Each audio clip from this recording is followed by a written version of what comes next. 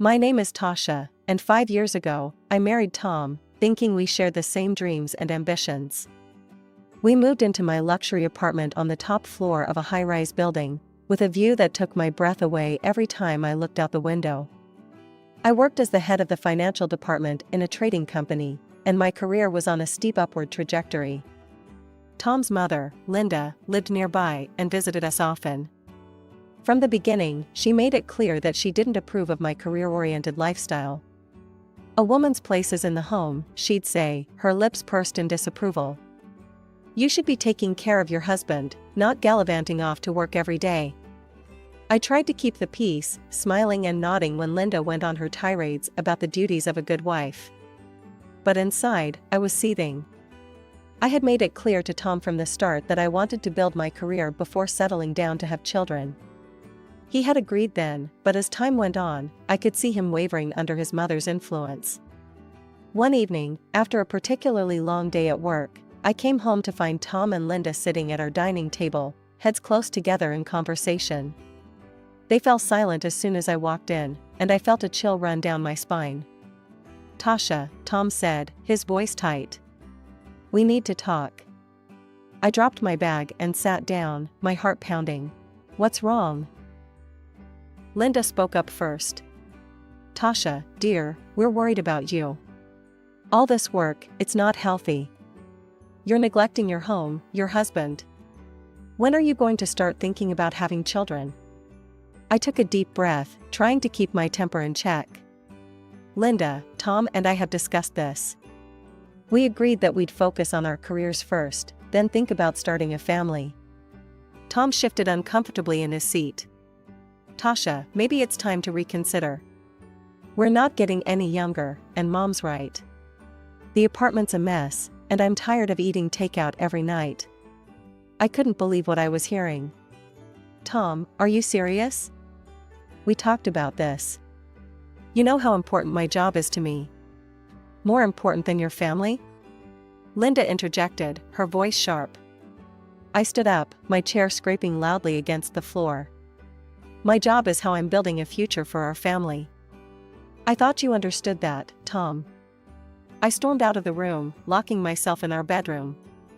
As I lay on the bed, staring at the ceiling, I couldn't shake the feeling that this was just the beginning of my troubles. Little did I know how right I was. The next morning, I left for work before Tom woke up. As I rode the elevator down to the lobby, I made a promise to myself. I wouldn't let anyone, not even my husband, derail my ambitions. I had worked too hard to get where I was, and I wasn't about to give it all up now. I arrived at the office earlier than usual and stayed late into the night, determined to prove my worth. My dedication didn't go unnoticed. A few hours later, my secretary buzzed me. "Mrs. Thompson, the president would like to see you in his office." My heart raced as I made my way to the top floor. Mr. Johnson, our company president, was known for his shrewd business acumen and his tendency to spring surprises on his employees. "Tasha, come in," he said as I knocked on his door. "Have a seat." I perched on the edge of the leather chair across from his desk, my hands clasped tightly in my lap. "I've been watching your work closely," Mr. Johnson began, his face unreadable. "And I must say, I'm impressed." I let out a breath I didn't realize I'd been holding. "Thank you, sir." He leaned forward, his eyes intense. "We're expanding, Tasha. Merging with a large company from another city. It's a big move, and we need our best people on it." My pulse quickened. Was this going where I thought it was? "I'm planning to promote you," he continued. "Head of a new department. But I won't lie to you, Tasha. It's going to be tough. You'll have to work harder than you've ever worked before. Are you up for it?" I thought about Tom and Linda, about their expectations of me. Then I thought about all the late nights I'd spent poring over financial reports, the satisfaction I felt when a project came together perfectly. "Absolutely, sir," I said firmly. "And I accept. I won't let you down." As I left Mr. Johnson's office, I felt like I was walking on air. This was what I'd been working towards all these years. I couldn't wait to share the news with Tom.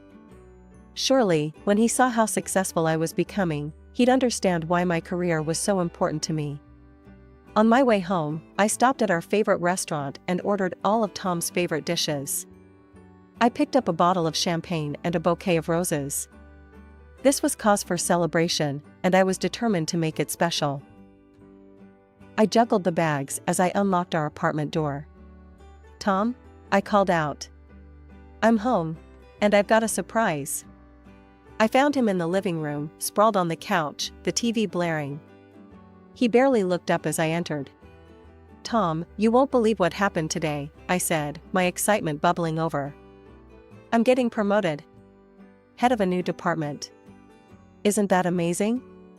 Tom muted the TV and turned to face me, his expression far from the joy I'd expected. "So, you'll be working even more now, is that it?"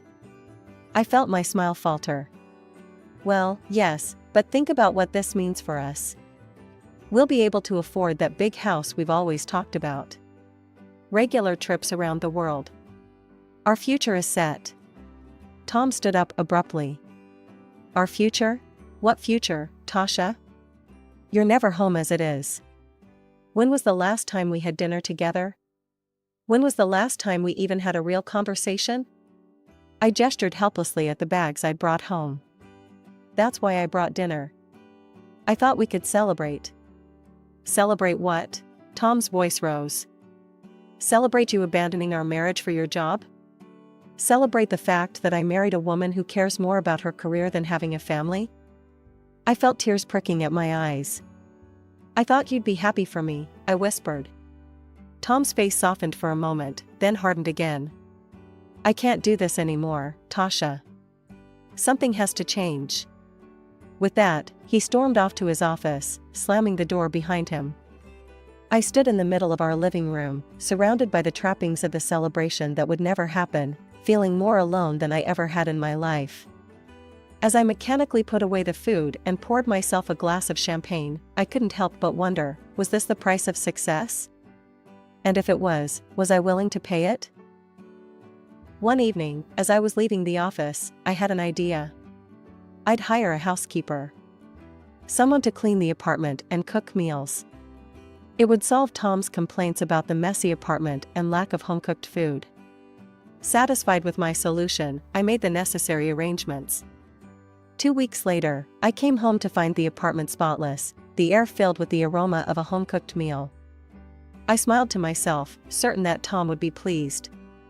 I heard the front door open and close. "Tom?" I called out. "I'm home. And dinner's ready." He walked into the kitchen, his eyes darting around the clean space. "What's all this?" "I hired a housekeeper," I explained, unable to keep the pride out of my voice. "She cleans and cooks.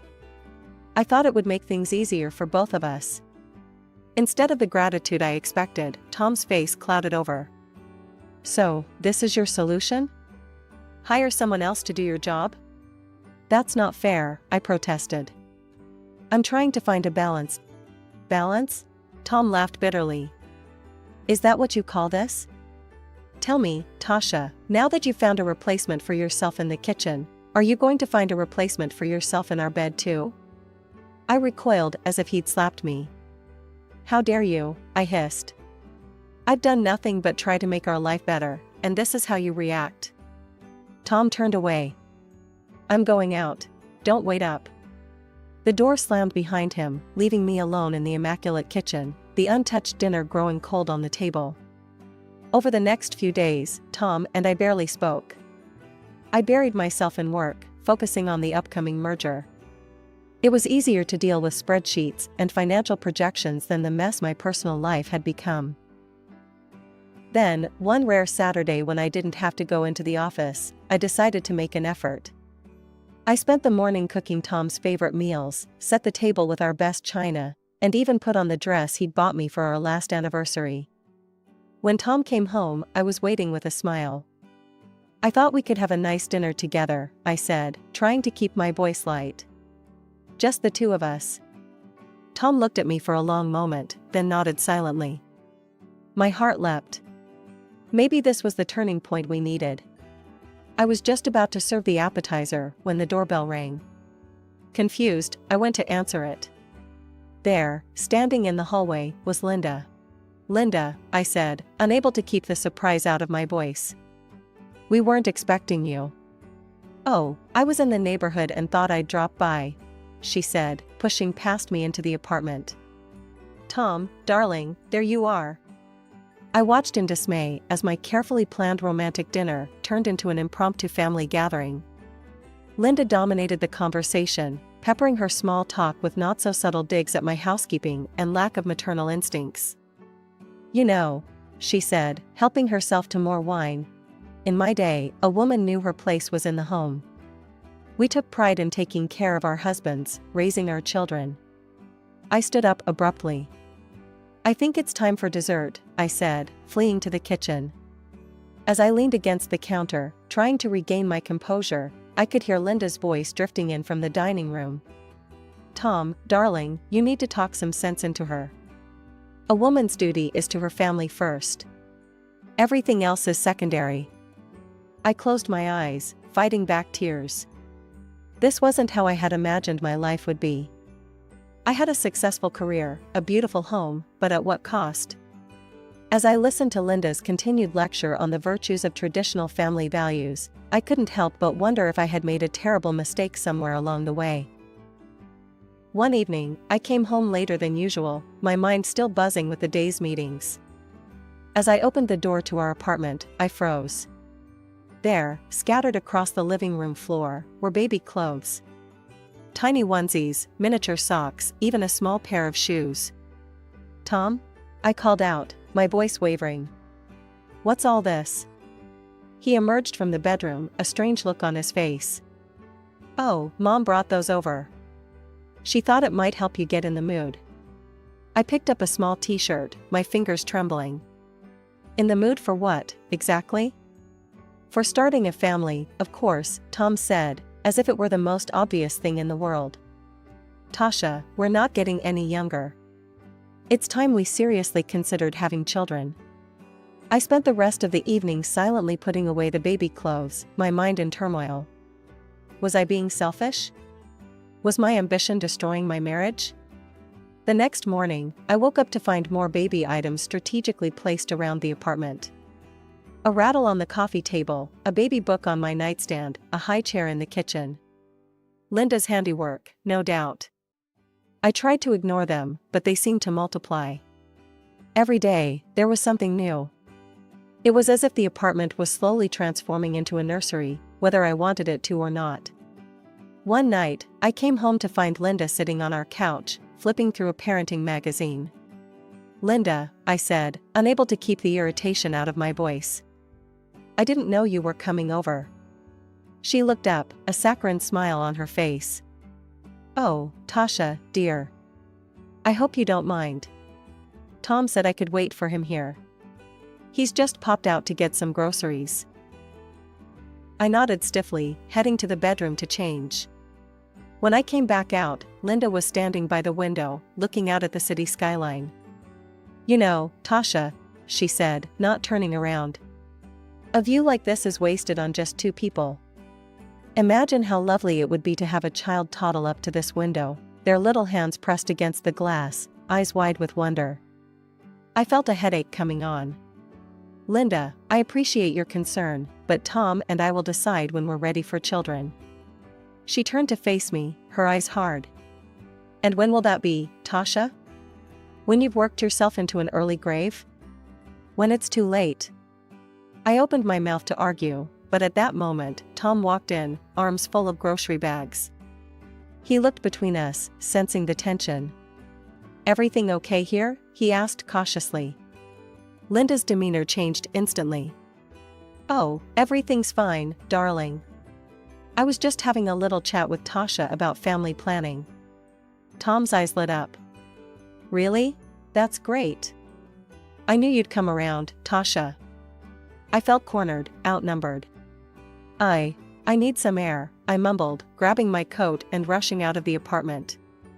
A few weeks later, I stumbled through the front door, exhausted from another long day at work. The sight that greeted me stopped me in my tracks. There, padding around our living room in fluffy pink pajamas, was Linda. "What's going on here?" I demanded, my voice rising with each word. Tom emerged from the kitchen, a defiant look on his face. "I've decided that Mom is going to live with us. You're always at work, always away from home. I'm tired of being alone." I couldn't believe what I was hearing. "You decided? Without even discussing it with me? When are you ever here to discuss anything?" Tom shot back. I turned to Linda, who was watching our exchange with a smug smile. "You can't stay here. This is my home." Tom's face darkened. "If you're not happy with this arrangement, you can get out." I felt like I'd been slapped. "Excuse me? I bought this apartment before we even got married. It's registered in my name. You can't kick me out of my own home." Linda stood up, her face twisted with anger. She took a threatening step towards me. "Now listen here, you ungrateful." I held up a hand, stopping her in her tracks. "Don't come any closer, Linda. If you lay a hand on me, I'll call the police." Linda's face crumpled. She collapsed onto the sofa, clutching her chest dramatically. "Oh, Tom," she wailed. "Did you hear that? She threatened to call the police on me." "Your own wife, threatening your mother? Oh, how she's hardened. That awful job of hers has turned her into a monster." Tom rushed to his mother's side, shooting me a venomous look. "How could you, Tasha? Your own mother-in-law." I couldn't take it anymore. Without another word, I stormed off to the guest bedroom, locking the door behind me. I spent a restless night tossing and turning, my mind racing with the absurdity of the situation. The next morning, I was awakened by my phone ringing. It was Mr. Johnson, my boss. "Tasha, I need you on a plane today," he said without preamble. "We're ready to move forward with the merger. I need you in Chicago ASAP." I've never packed so quickly in my life. As I wheeled my suitcase to the front door, I was met with the stony faces of Tom and Linda. "I have to go on a business trip," I said, my voice cold. "It's for the merger. I'll be back soon." Tom's lip curled. "Don't bother coming back at all." The flight to Chicago was a blur. I threw myself into work, grateful for the distraction. The merger negotiations were intense, requiring all of my focus and energy. But in the quiet moments, when I was alone in my hotel room, the reality of my situation came crashing down. After a grueling week of negotiations and sleepless nights, I finally returned home. As I stood outside my apartment door, suitcases at my feet, I felt a mix of exhaustion and anticipation. I just wanted to collapse into my own bed and forget about the world for a while. I inserted my key into the lock, but it wouldn't turn. Frowning, I tried again.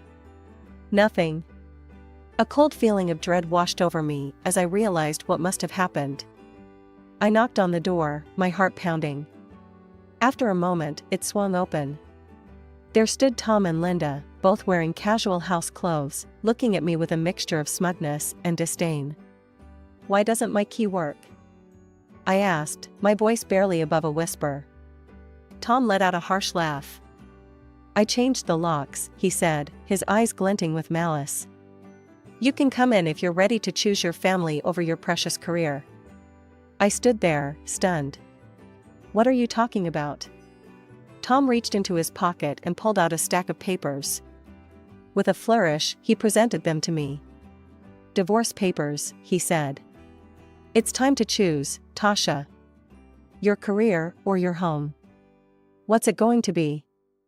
I looked at Tom, really looked at him, and in that moment, I realized something profound. I didn't love him anymore.